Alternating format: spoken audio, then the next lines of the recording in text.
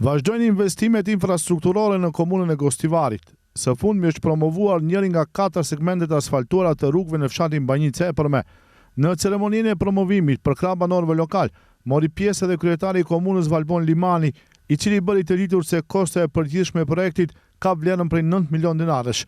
Limani tha se 3 segmentet e mbetura pritet të asfaltohen në periudhën në vijim, nëse kushtet atmosferike do ta lejojnë këtë.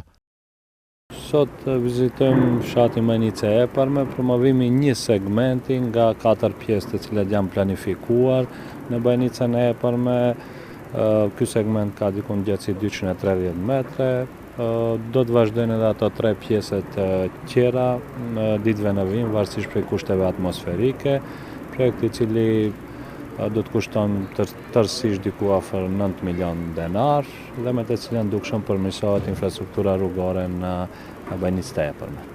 Më herët në këtë fshat janë realizuar edhe disa investime të tjera infrastrukturore, përfshirë vendosjen e kanalizimit për grumbullimin e ujrave të zeza.